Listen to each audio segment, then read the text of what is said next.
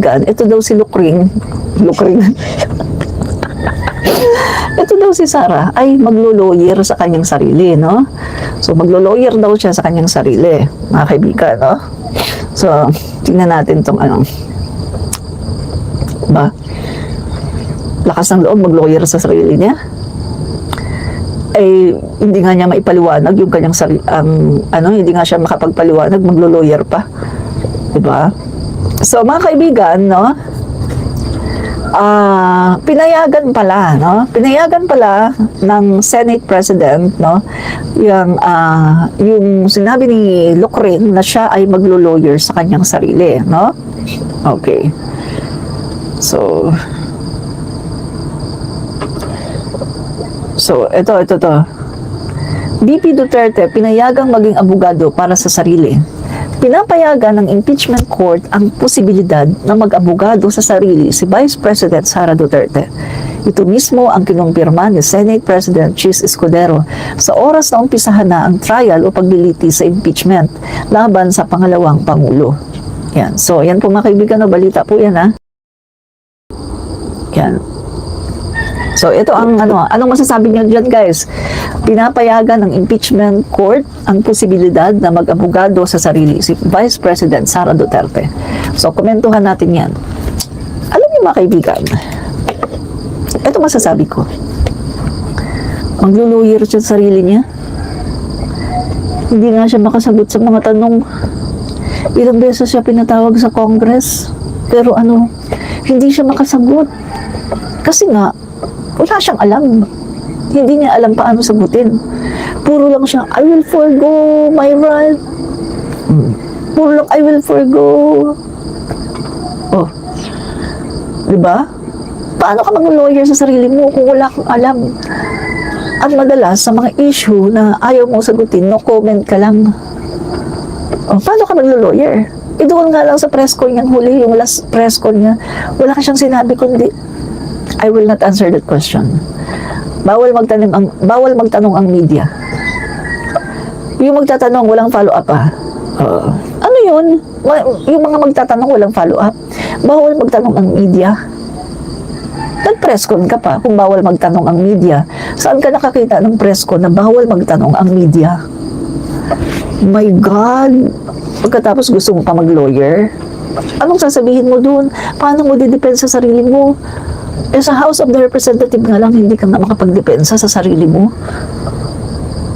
Pinatawag ka pa ng NBI 2 beses, hindi ka nga pumunta kasi hindi mo kayang idepensa ang sarili mo. Anong ginawa niya nung una?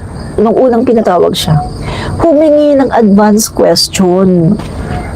Anong ginawa ng NBI? Hindi siya pinayagan na bigyan ng advance question. Anong ginawa niya? Hindi siya pumunta kasi walang advance question. Kasi ganito yan siya, ha. Gusto niya, meron siyang advance question, tapos pag-aaralan niya yan, gagawa na yan siya ng sulat, no? Magsusulat na yan, kukompose na yan ng sagot niya, tapos yan. Pagdating doon, babasahin na lang yung sagot niya. Ganon siya, gusto niya yung convenient at ayaw niyang magkakamali siya kasi alam niya na wala kasi siyang isasagot kapag abrupt question, yung madalian na question, yung on the spot question, alam kasi niya na hindi niya kaya yung mga on the spot question. Hindi niya kaya yan. Masashock siya dyan, tapos mag-iisip siya, mabablangko siya. Paano ka maglo-lawyer kung ganyan ka? Gusto mo palagi kang merong mga on the spot question. Hindi po pwede yan. No? Sabi ko nga sa inyo mga kaibigan, ako hindi ako lawyer. Pero, kung tatanungin kami, no? Merong show, tatanungin kami. Andyan siya, andito ako, tatanungin kami question. Kahit anong ibato mo sa aking question, on the spot, masasagot ko yan. Hindi na ako mag-iisip. Tuloy-tuloy ang daloy sa utak ko, ang sagot. Pero siya, ay hindi niya alam kung anong isasagot. Hindi niya alam kung paano i-depensa ang sarili niya. Hindi lang ako naging lawyer kasi hindi ako nag-aral sa pagka-lawyer. Pero pagdating sa question, on the spot, ibato mo sa akin na kaya kong sagutin. Hindi ako sa nagyayabang. Pero yan talaga ang kakayanan ko. On the spot question, kaya kong sagutin. Pero siya, Ay, hindi pa lang hindi lang ng advance question. Kasi hindi niya alam kung paano sagutin. Kaya nga, di ba, panahon ng eleksyon, hindi man lang siya nakipagdebate kahit isang beses. Hindi natin siya nakita na nakipagdebate kahit isang beses. Ayaw niya makipagdebate dahil hindi siya marunong sumagot sa mga on-the-spot question.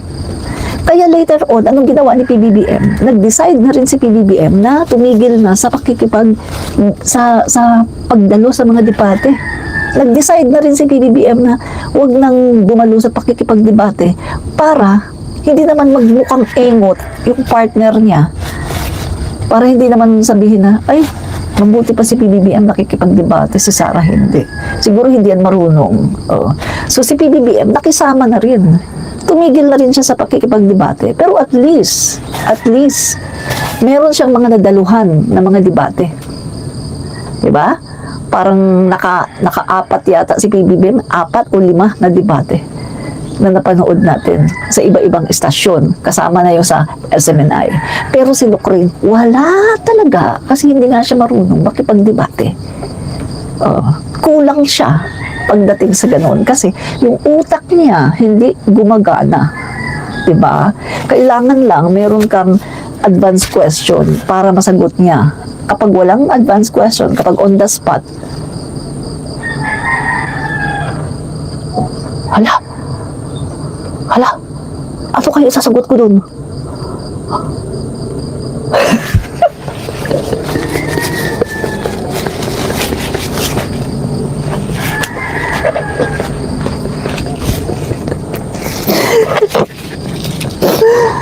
Ganun po si Lucreen, no?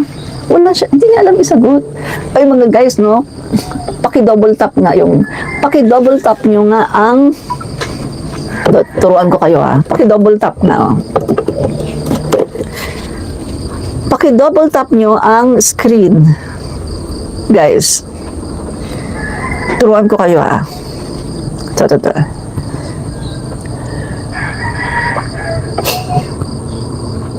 Ayan, yung screen.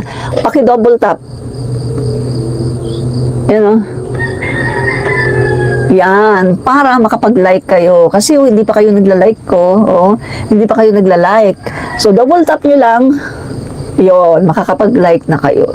Sige guys, double tap nyo. Yan. Pero, Rizaldi bonus, pero mahusay sa pera si Sara. Biro mo, naloko tayo nila magpamilya. Correct. Tama kayo dyan, no? Naloko tayo. Mahusay sa pera. Sa pera lang mahusay. Pero sabihin mo na sumagot, wala. Sa totoo lang ako hindi ako bugado. Pero, may debate, magdidebate kaming dalawa. Taob sa akin yan. Sa totoo lang, taob sa akin yan. Vice Presidente yan, lawyer, taob sa akin yan. Sinisigurado ko sa inyo.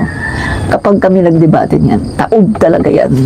Kasi ako, kahit anong question, batuhin mo ako, kayang-kaya ko yung sagutin. Abrupt. Hindi na ako mag-iisip. Dire-diretso. Yung papasok yan sa utak ko, dire-diretso ang sagot. Hindi ko na kailangang isipin. Hindi sa nagyayabang ako. Pero tested ko na ang sarili ko. Dahil, nagagawa ko yan.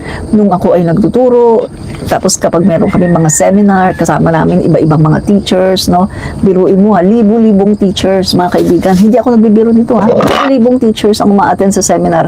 Ako yung napipili na magsalita sa harap, mag-lead sa harapan. May mga pictures pa nga ako niyan pero siyempre hindi ko yan pinagyayabang. Ako palagi leader, ako palagi ang nagsasalita sa harapan, ako palagi ang nag-lead, pero hindi ko yan pinagyayabang. Di ba? Wala sa akin yan. Yung Lucreen nila, wala sa akin yan. Abogado man yan, pero wala yan sa akin. Taob sa akin yan. Pag nagdebate kaming dalawa, taob talaga yan. Paano makasagot, mabubuko siya? Jerry Gonzaga. Correct. Kaya hindi siya makasagot kasi nga mabubuko. Ana, true, lutang lagi. Diba? Lutang palagi yan. Kasi ang iniisip niya, yung love life, diba? Boyfriend, girlfriend, iniisip niya love life. Pero sabi niya, mas masakit daw iwanan ng jowa kaysa daw sa ma-impeach ng House of the Representative. O, biruin mo yan. Mga kaibigan, mas masakit daw maiwanan ng jowa kaysa ma-impeach ng House of the Representative. Anong klaseng pag-iisip yan? Mga kaibigan, kapag na-impeach ka, ang nakasalalay dyan, yung iyong integridad bilang isang public servant.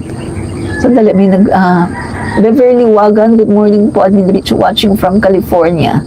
Maraming pong salamat sa panunood, no? Kumusta po kayo dyan sa California? Sana kayo ay nasa mabuting kalagayan, no? So, mga kaibigan, tuloy po tayo. Beverly Wagan, kanya-kanya po kasing expertise sa pera po yung kay Pusit. Oo nga po, sa pera siya magaling no?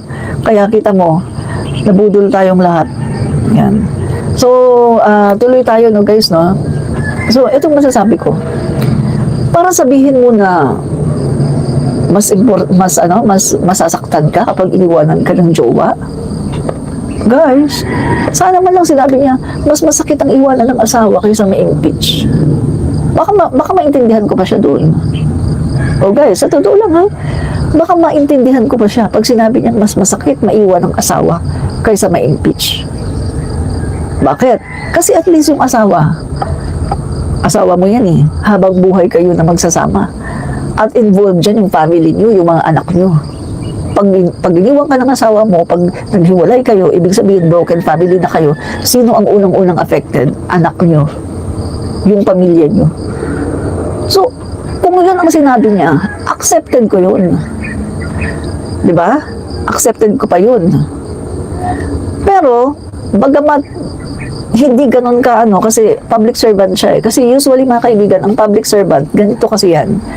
Ang inuuna ng public servant, dapat yan mga kaibigan huwag na natin isama yan si God kasi number 1 talaga yan. No? Sa lahat ng larangan, na number 1 talaga natin yan si God. No? Lahat ng gagawin natin, number 1 yan. So, huwag na natin isama, number 1 na yan. No? So, kapag public servant ka, ang dapat mong unahin talaga, bayan. Bayan talaga yan. Pangalawa lang ang pamilya. Yan po yan mga kaibigan. Kaya nga sinasabi, ang mga public servant, hindi po sila hindi po sila, kumbaga wala silang karapatan para magkaroon ng private life. Ito yung sinasabi talaga guys Ang public servant, wala kang karapatan para magkaroon ka ng public life, ng personal life mo, kasi uunahin mo talaga dyan, bayan. Ngayon, kung hindi mo kaya yan, umalis ka. Huwag kang maging public servant kung hindi mo kaya yan. Kasi yan talaga, ang public servant. Una, muna, bayan. Pangalawa lang ang pamilya. Yan ang katotohanan, guys.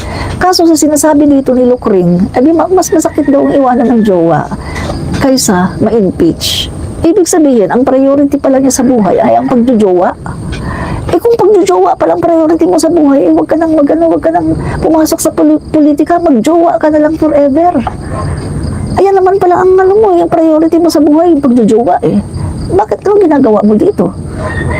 Huwag ka nang pumasok sa politika, magjowa ka na lang forever.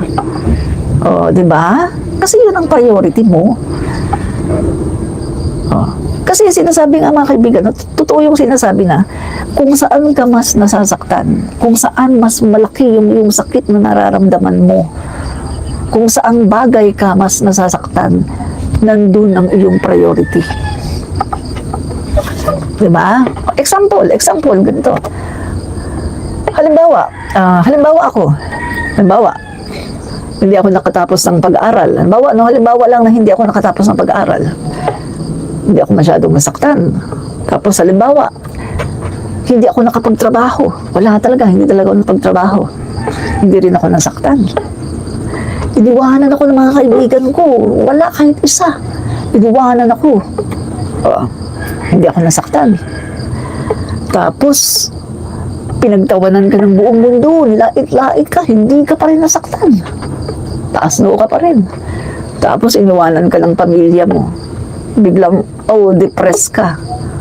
Depressed at talaga namang ikaw ay halos hindi ka na talaga makaharap, talagang sobrang lungkot, sobrang depressed, nagkasakit ka lahat-lahat. So anong ibig sabihin nun? Ibig sabihin, yung priority ko at yung pinaka-importante sa akin, yung family ko. Okay lang na wala ang buong mundo, okay lang na mawala ang pamilya, okay lang na mawala ang trabaho, okay lang na mawala ang mga barkada, basta ang pamilya nandyan. Kasi yan yung priority ko. Yun. Pagdating kay Lucring, ganito naman. Si Lucring, okay lang ma-impeach, okay lang walang mga kaibigan, mga government official na kaibigan, okay lang kahit pagtawanan siya ng mga tao, ibuli ng mga tao, okay lang kahit na masira ang pangalan niya, basta wag lang siyang iwan ng jowa. Kasi pag iniwanan siya ng jowa, lugmok siya at sobrang sakit na sakit ang nararamdaman niya. So meaning to say, ang priority niya sa buhay, magjowa.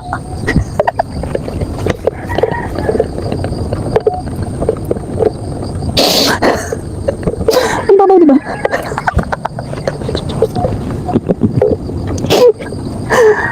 "46 years old, Vice Presidente, abogado raw, dating Deputy Secretary, pero ang priority sa buhay, magjowa."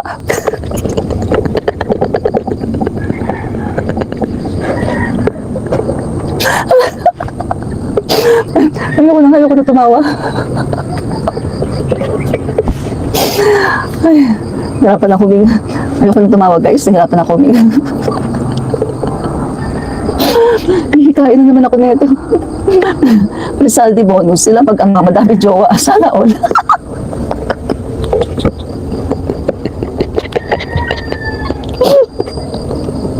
Ano ba yan?